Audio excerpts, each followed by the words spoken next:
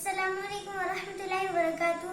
میں عائشہ زرنین مجیب خان، میں آپ کے سامنے مختصر خلاصہ پارہ نمبر 2 پیش کرنے جا رہی ہوں۔ بغور سماعت فرمائیں۔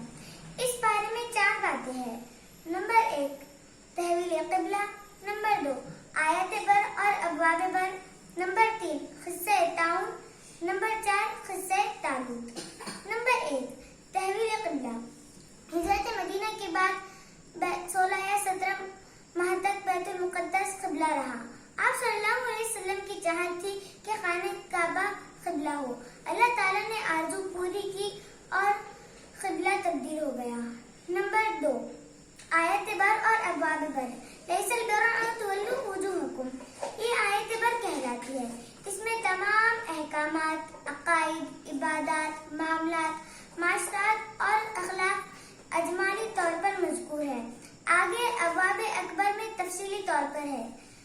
صفا مروہ کی صحیح، مردار، خون، خنزیر کا گوشت اور جو غیر اللہ تعالیٰ کے نامزد ہو ان کی حرمت، قصاص، وصیت، روزے، اعتکاف، حرام کی کمائی، قبری تاریخ، جہاد، حج، انفاق فی سبیل اللہ تعالی، ہجرت، شراب اور جوا، مشرکین سے نکاح، حیض میں جمع، ایلا، طلاق، عدت، رضاعت، مہر، حلالہ، متعددہ سے پیغام نکاح۔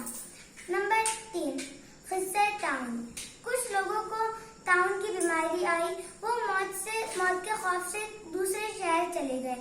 اللہ تعالیٰ نے 2 فرشتوں کو بھیج کر انہیں موت دی تاکہ انسانوں کو پتہ چلے کہ موت کے ڈر سے کوئی بھاگ نہیں سکتا۔ کچھ عرصے بعد اللہ تعالیٰ نے نبی کے دعا مانگنے پر انہیں دوبارہ زندگی دی۔ نمبر 4 قصہ طالوت۔ طالوت کے لشکر نے جالوت کے لشکر کو باوجود کم ہونے کی